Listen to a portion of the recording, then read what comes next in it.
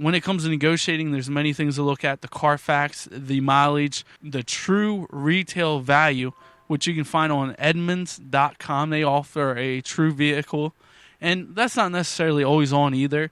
Between looking at that, following some Craigslist, and getting an average of what other car dealerships are charging for that vehicle, you'll get a feeling of what that vehicle is worth and how to negotiate a good deal. So all in all, arming yourself with research is really the main part to negotiation. Without the research, the deal may not be found. Absolutely. It's all about educating yourself. We talked about several things that we can go about educating ourselves. The internet is the most useful tool. Getting a Carfax, if you know that that's the vehicle you want, that's the color you want, this is the only dealership you found it at, most likely that dealership has a Carfax or auto check that they will print out and give you for free. But if you really want to arm yourself, go ahead and buy that Carfax or auto check before you head in. Know what's positive and negative about that, because oftentimes you're under pressure. You're thinking quickly, oh, I want this car, or I don't want this car. And the dealership has a lot of tactics to kind of put you under that pressure. So you want to go in with a clear mind, knowing what you know about the vehicle, so you can negotiate your best deal. Now, how about maintenance, Aaron? Every used vehicle is going to require maintenance. When does it become too much maintenance? Well, when I think of maintenance, one of the things I was certainly prideful in the vehicle dealer that I was working with is the maintenance they took on the vehicle, the reconditioning process. If you go to a reputable dealership, their reconditioning process is pretty tight. I mean, they're checking the front end for you. They're going over the tires, and they're doing usually about 100-point inspection. That checks out your bushings, that checks out your tie rods, it checks out any crucial parts to your vehicle. And they're doing oil changes, they're doing cabin air filters, they're doing regular air filters. So when you're buying a used car at a reputable dealership, you should feel comfortable driving off knowing that your next maintenance is most likely just going to be an oil change. Now, if you're buying something in the lower tier of $5,000, that's something you certainly want to have checked by a mechanic, and you should have some additional money saved on top of that, because most likely you are buying someone else's problems. It might be something small like a wheel bearing. It might be an oil filter cap that's been torqued down too hard and it's leaking oil. It might be a bad radiator. It might be a fan relay. But you should always have a little bit of money extra to cover that, because if not, you may destroy your car, not being able to take care of the maintenance that's required. So, Aaron, summing it up now for our folks, less than 2 minutes to finish our show for this segment. Tell me, what if you had one thing you wanted somebody to understand about buying a used car, what would that be? As far as used cars, the education part, going online, seeing what the value is, and Carfax.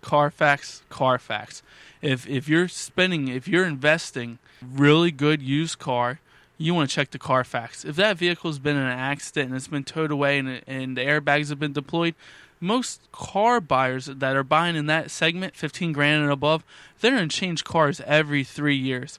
So when you take that car back into a dealership and they see airbags deployed or that vehicle has been towed, the first thing in their mind is, oh no. The first thing that should come to your mind when you're thinking about purchasing that vehicle with an accident that has been towed away or airbags deployed is, oh no. Because you're losing your value. As soon as you drive off the lot, it's always been said, it's a common thing. You curve depreciation by buying that used car. But if you're driving around with a vehicle that you just purchased that's been towed away, airbags have been deployed, and you paid top dollar for that vehicle, you're certainly losing value. In 3 years, when you go to trade it in, the next dealer is not going to pay you what that vehicle is worth. Carfax and education, most important. Well, Aaron, thank you for the excellent segment, the Used Car Buyer's Guide. How can people reach you if they would like to, a Facebook page for this? I just started that Facebook page today, so I will be loading up some photos. Our radio show will be shared on there. The link will be shared to America Loves Coupons Facebook page. I would like to have a link added to www.alcoupons.us, and you'll find some educational articles on both the Facebook page. Do you think you could create a small ad to put up on the coupon book? Absolutely. Okay. Absolutely. Well, then we'll also list it there, folks, so you can reach them easy. This is Senior Chaplain Gary R. Swain with WSGM Broadcasting, that is Radio on Demand. Aaron, thanks again for that excellent segment tonight. What do you have for us next week? Next week, I think I'm going to leave it up to the listeners. We can, I certainly love the garden segment, and I love cars. Talk to you about cars or the garden segment next week with Aaron. The vote is yours. Simply go up on the America Loves Coupons Facebook site and vote cars or gardens. This is the end of the Used Car Buyer's Guide. This is Senior Chaplain Gary R. Swain with WSGM Broadcasting. That is Radio on Demand.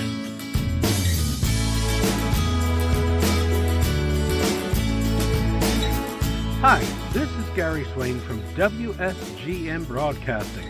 I'm here to tell you a little bit about our show, Clipping Coupons, South Jersey Style.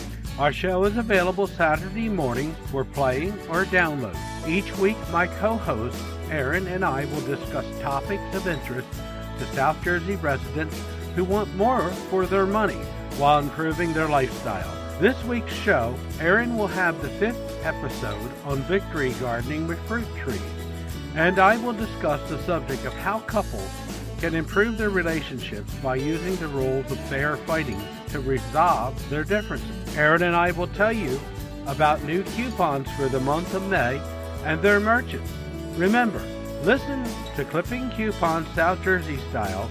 You can find our show by subscribing to our Facebook page, America Loves Coupons, on the website at www.alcoupons.us or by going to Spreaker.com and searching for the show, Clipping Coupons South Jersey Style. Thank you. This is Senior Chaplain Gary R. Swain signing off. Looking forward to seeing you on Saturday morning. God bless and good day.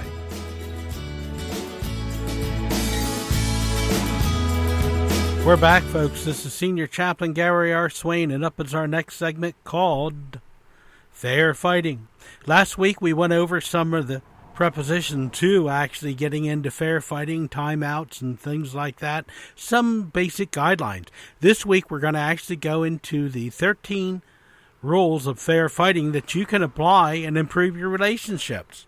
So, without any further delay, here we go with the 13 rules of fair fighting. We're going to go over now the actual rules for fair fighting. One of the most important rules to agree on is the signal to stop. It could be holding your hand up in front of the other one, making a stop gesture, or it could be any one of a number of signals. But the most important thing for each couple to agree on is what stop looks like. What signal do they throw? If they're going to do it in public or out of public or whatever, what is that signal? Because often, at the times that we're feeling hurt and pain, we often don't recognize, I can't talk about this right now. So, holding the hand up and saying, look, I'm getting upset, I can't talk about this any further, is the most important thing you can agree on.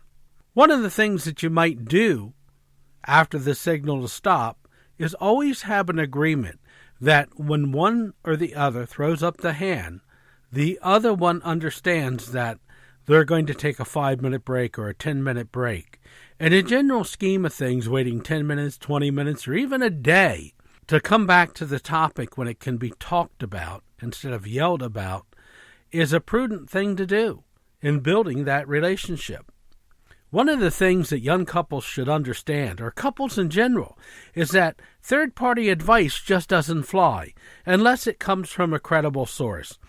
One of the places that is a credible source is that people who can maintain healthy relationships between themselves.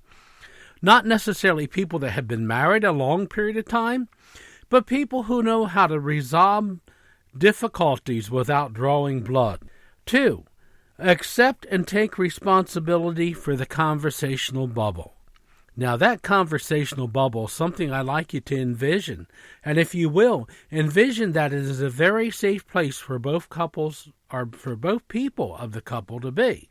A place where there isn't going to be hurt and destruction reaped in, where arguments aren't allowed to spur into full-scale dispute. The conversational bubble is a safe place that you and your partner have created in a period of time to discuss whatever issues you have. An example would be, let's set aside 30 minutes, an appointment if you will, 2 times a week, just to work on some relationship issues that we have or problems we might be having. Reserve additional time as needed. It will require discipline to stop on time and pick up the conversation later. Discipline when it comes to not letting things get out of hand is one of the most important things you can develop. Don't take advantage of each other. Don't snipe out each other. Otherwise, when it's done, it's done. Nobody has the final say. Nobody sneaks in something edgewise. That's what we mean about snipe. Don't ever take the fight into the bedroom. The bedroom is a place for not only rest, but no stress, peace of mind, and for most couples, intimacy. Use a complaint instead of criticism. Most people, when they start arguing, will take criticism of the other person they're not right, instead of using a complaint. And how we form our discussion in the form of a complaint is using I statements, how we feel, instead of projecting what they do wrong. When using a complaint method, we need to remember these rules. Remove the blame. Use an I statement to lessen the blame. Do not use mind reading. Don't assume that you know what they are feeling or thinking. Be more specific. Think of it as a set of instructions or directions that you would like someone to follow. So word it in that direction. And finally, stick with only one situation at a time. Now we go to Rule 5 in fair fighting. Explain how the situation makes you feel instead of how your partner makes you feel. That depersonalizes it. That's talking about you and the way it makes you feel, to know how you feel. The other partner should check their understanding by stating, if I understand what you mean, I think you're saying, right? And offer a solution to their problem that would help them resolve whatever problem arises. Do not pick apart the other partner's personality. That's number 6. Number 7, be respectful. Don't use insulting or mocking or even sarcasm. Sarcasm, there is no place. Remember, the reason there's problems is because you're having trouble interpreting each other's thoughts, feelings, hurts, hang-ups, bad habits, whatever you want to call it. That is not a time that sarcasm is useful, nor is mocking. Mocking is intentionally causing the fight. Number 8, both sides need to lower their defensiveness by not using a belligerent or domineering style and give each other space. Number 9, use timeouts as needed. Get away for at least 20 minutes when tempers start to flare. You know, the use of timeouts isn't something we just use for children. Sometimes we as adults need our own timeouts, time away from stress, but not to mention the fact that even in relationships, the intenseness, the work, the tiredness. So when you need that, when you are talking and you are doing the hard work of building a relationship with each other, sometimes taking those timeouts will help build that relationship too. You don't have to get everything done at one setting. So use timeouts as needed. Number 10, use non-defensive listening. Try to understand and emphasize with the other partner's perspective. When was the last time? You know, when you and your partner first got together, when they came to you with a problem, you often would listen in-depthly without even interrupting them, and you would emphasize on, oh, you're sorry that they felt that way. Then, through a process, you might even offer some remedy. You know, once the deal is sealed, as they say, and I've got you, then all of a sudden, we don't think that it's important to invest that extra time and letting that special someone know that they are very special to you. And you do that by listening intently, asking questions about what they said and what they meant by what they said. And that's how you listen with empathy.